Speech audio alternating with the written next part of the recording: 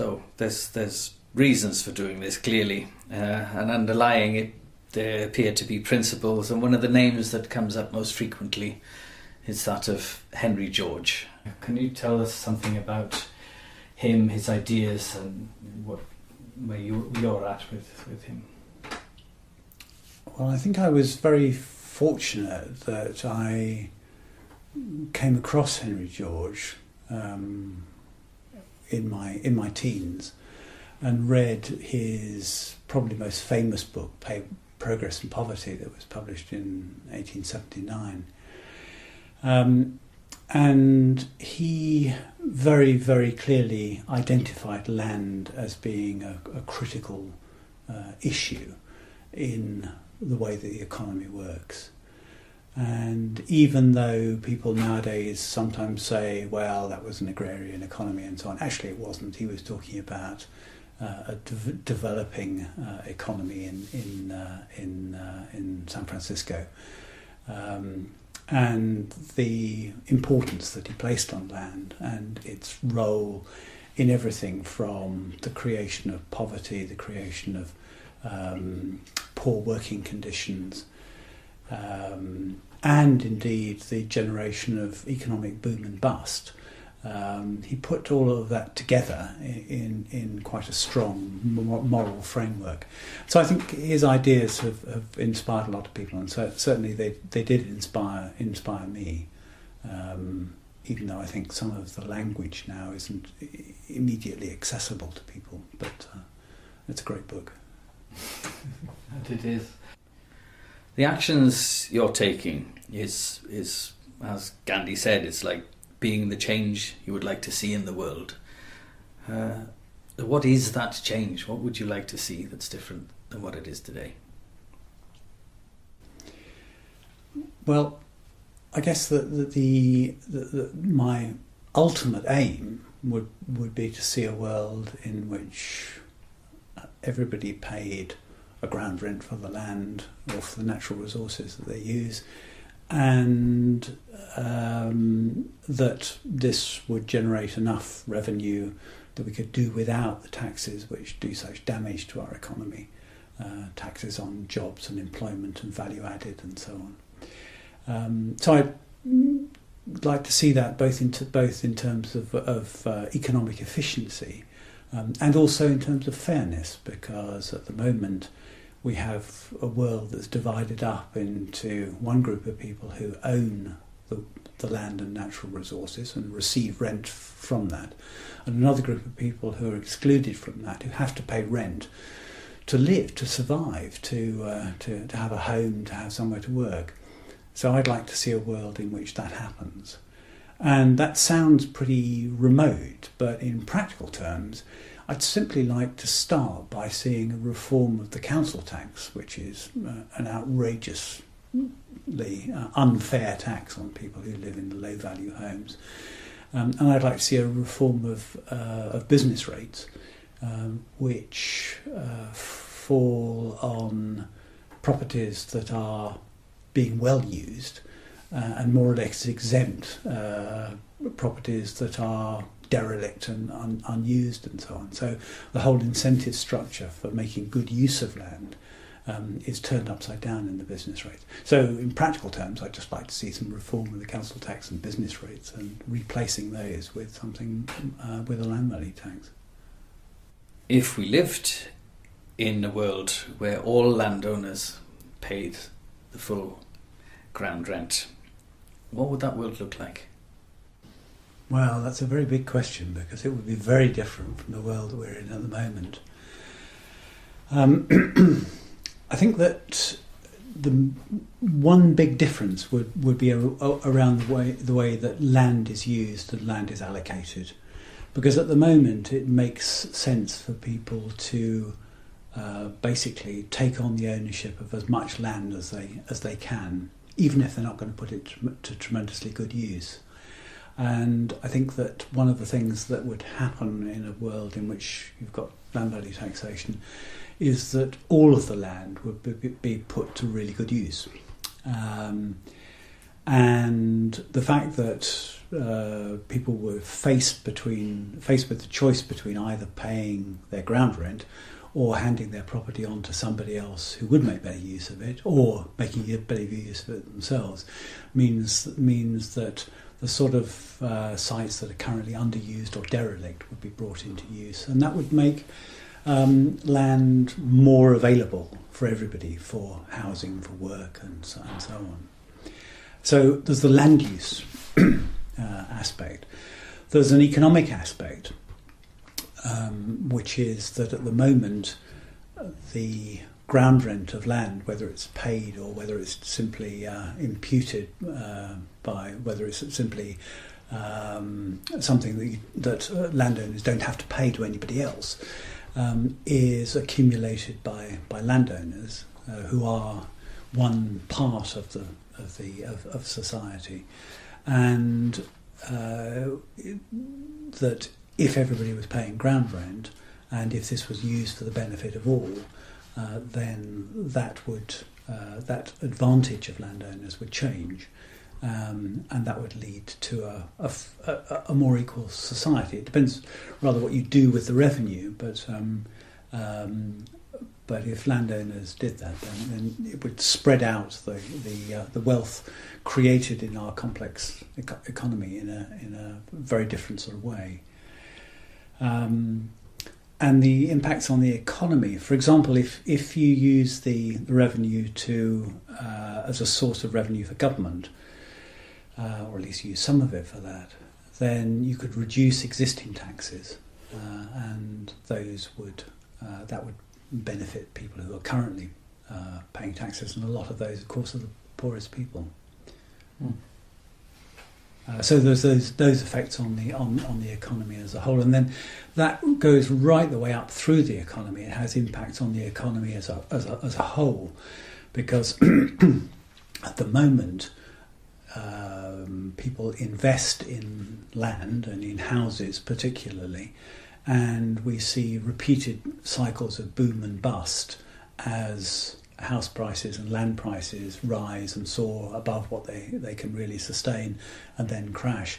And so land is a major cause of the economic disruptions that capitalist societies have grown used to over the course of the last couple of centuries. And then there are all sorts of just very practical things, like it provides a way of capturing the increase in land value that occurs when there is public investment by the government. If we build a railway, then the values of, if it's built in a sensible place, then the values of residential land around the stations will rise, because people can travel more easily to work or to commerce and jobs and so on.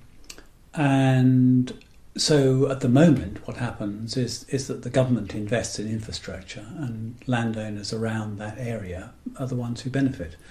With the land value tax, that their ground rents would go up, they would contribute that, and it would either go back to the government to fund more infrastructure, or to provide a subsidy for the building and running of that infrastructure.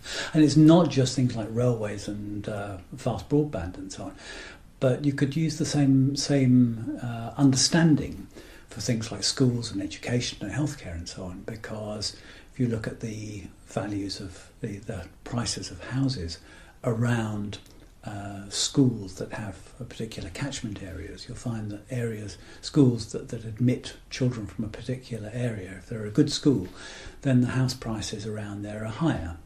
And at the moment, it's if a school built up its quality, then the people who benefit are the homeowners around. Whereas if that revenue went back to the government, to the state, then we begin to see all sorts of beneficial spending that is currently regarded as being a drain on the economy, as actually being investment in a viable and thriving economy as well as society. So it changes the whole way you think about public spending. Wow, that is truly comprehensive. That's a lot of things coming out of one kind of action. I'm just going to focus on one aspect of that. It's one of the least intuitive claims made about LVT in the economic theories of Henry George. And that is that it would have a significant impact on employment, on the availability of work, wages, working conditions, etc. Can you home in a little on that and tell us how the paying of LVT could have an impact in that manner? Well, I think that one fairly straightforward way in which it would do that is by changing the tax structure. That if the government has a source of revenue from ground rents, from a land value tax, then most people who advocate this would suggest using that revenue to remove existing taxes. Because if you look at a tax, all taxes discourage whatever's being taxed, and at the moment we spread our taxes around all sorts of things that actually we'd like to encourage, really. We discourage jobs with national insurance contributions and to some extent with income tax. We discourage people from adding value by taxing value added. We discourage people from making profits because we tax corporation tax. So all the sorts of things that actually we'd like to see going on in the economy, at the moment we discourage, and those reduce jobs, because if you have to pay national insurance contributions and income tax for your employees, then you can't employ as many people.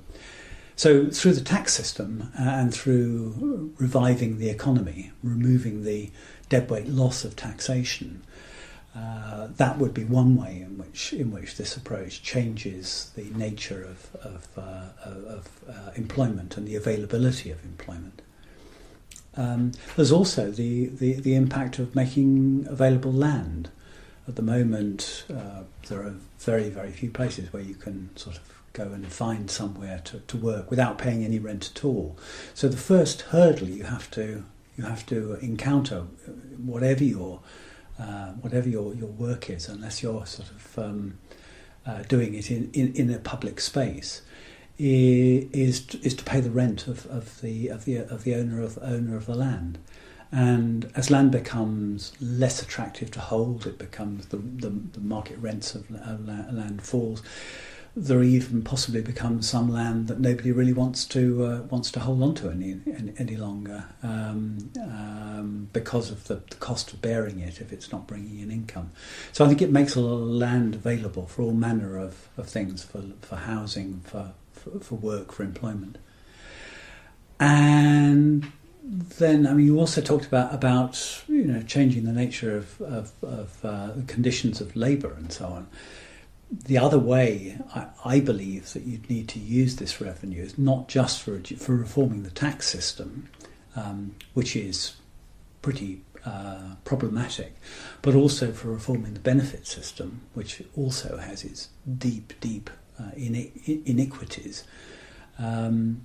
and replacing the existing benefit system with a universal income. Now, once you have a universal basic income, that changes the nature of the relationship between people and employers, because everybody then already has a secure private income that they can rely on.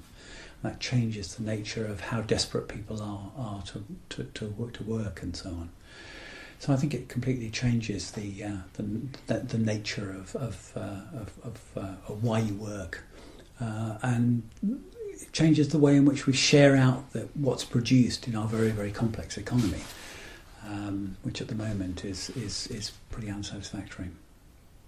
Okay, so all of that is impressive, has a potential impact, but what we're talking about is what would happen if everyone was paying it, if everyone was paying full market rent, ground rent of their land. So what's the relationship between that and a handful of people making a voluntary ground rent contribution? Yes, pretty distant, isn't it? I mean, I think that there are probably two answers to that, really. One of them is that if you really believe that something is the right way for the world to be, then one possible response is just to take one small step and say, well, let's just try it. Just like John Dee did when he came into the pub and said, let's just try it. Let's just do our bit. And I suppose there's always a bit of a hope in the background that if one person starts, or two people start, or a small group of people start, then it'll spread. So I suppose that's one side of an answer. The other side of an answer is that it frankly, when I describe it to people, they think it's crazy to start off with, and it means they start asking questions. Yes, well, why would you pay tax? Why would you pay a tax voluntarily? It's a version of the question that politicians always say about land value tax. Well, why? How can I ask my constituents to pay a tax to live in their own home?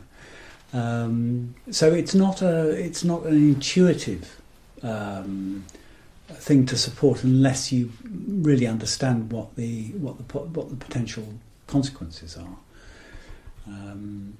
So the interesting thing about those sort of conversations with people who are surprised by this as an initiative is that it leads to questions. It leads to questions about property rights, about ownership, about the way the government raises revenue, about how we could, if we chose to, together, implement a land value tax and produce a world that would be much more conducive to all of us to live in. Sounds good. Is there anything else, something that I haven't asked you about that you'd like to add, that you'd like to share? I think it would probably be wise to stop. In which case, thank you very much. Thank you. And thank you both. Thank you very much.